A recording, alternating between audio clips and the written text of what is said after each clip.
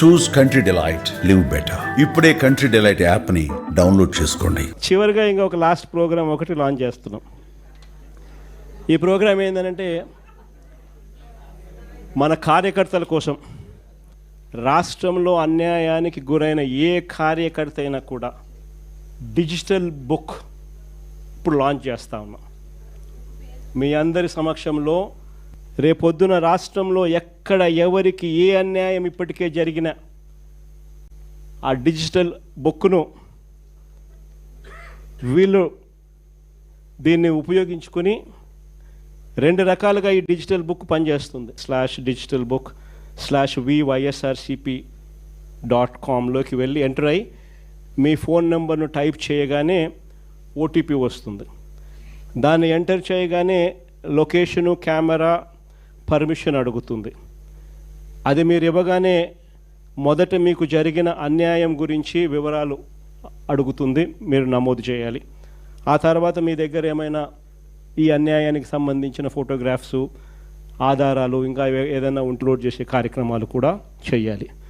ఆ తర్వాత అది ఆటోమేటిక్లీ ఆ డిజిటల్ బుక్లో స్టోర్ అయిపోతుంది. ఇది ఒక రకమైన పద్ధతి. రెండో పద్ధతి IVRS విధానం కూడా ఉంది. అంటే ఒక టెలిఫోన్ నెంబర్ 040-491-71718. ఈ ఫోన్ నెంబర్కు మీరు ఫోన్ చేస్తే వైఎస్ఆర్సిపి అన్యాయానికి గురైన కార్యకర్తల కోసం డిజిటల్ బుక్లో ఫిర్యాదు చేయొచ్చు. ఫోన్ చేసిన వెంటనే బీప్ సౌండ్ వస్తుంది. వెంటనే ఫిర్యాదు చేయాలనుకున్న వాళ్ళు తమకు జరిగిన అన్యాయము, తాము ఏ నియోజకవర్గం నుంచి చేస్తున్నారో చెప్పాలి. ఆ తర్వాత ఎవరి మీద కంప్లైంట్ చేస్తున్నారో, జరిగిన అన్యాయం ఏమిటో, ఆ వివరాలు ఏమిటో కూడా చెప్పాలి. అలా చెప్పిన వెంటనే ఆ నెంబర్కు కాల్ చేయగానే దశల వారీగా ఏం చేయాలనో గైడెన్స్ ఇస్తూ కంప్లీట్ చేస్తుంది ప్రాసెస్ను. ఇది అన్యాయానికి గురైన ప్రతి కార్యకర్తకు ఇది ఒక శ్రీరామ రక్ష. నేను ఈరోజు చెప్తా ఉన్నా, ఆ ప్రతి డేటా కూడా ఆ డిజిటల్ డైరీలో నమోదై ఉంటుంది.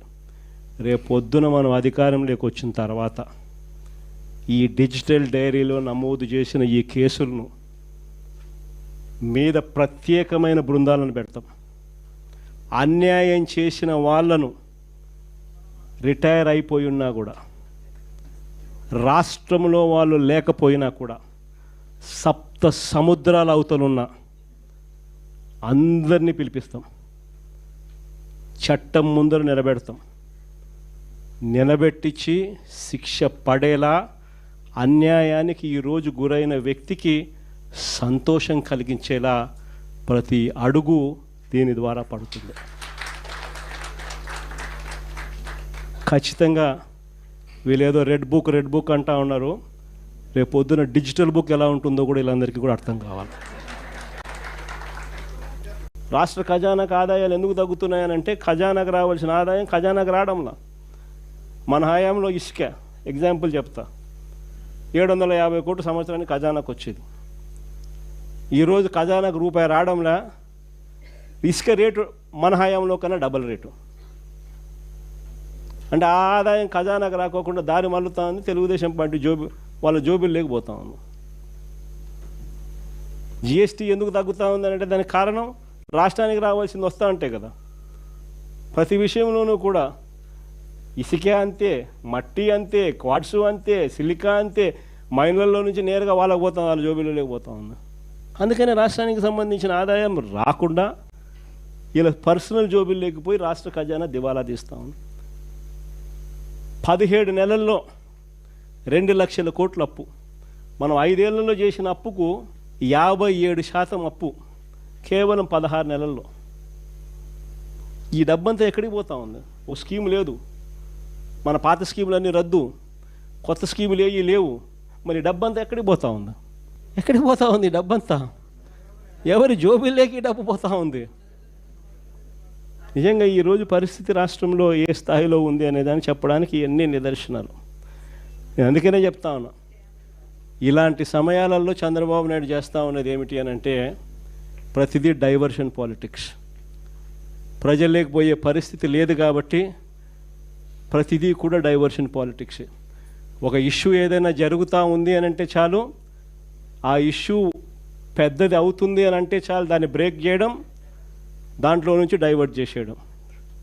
ఆ టాపిక్ డైవర్ట్ చేసే విషయాలలో గుళ్ళు కనిపిస్తాయి, గోపురాలు కనిపిస్తాయి, ఇంకా రకరకాల ఆరోపణలు కనిపిస్తాయి, రకరకాల మనుషుల మీద బురద జల్లే కార్యక్రమాలు కనిపిస్తాయి.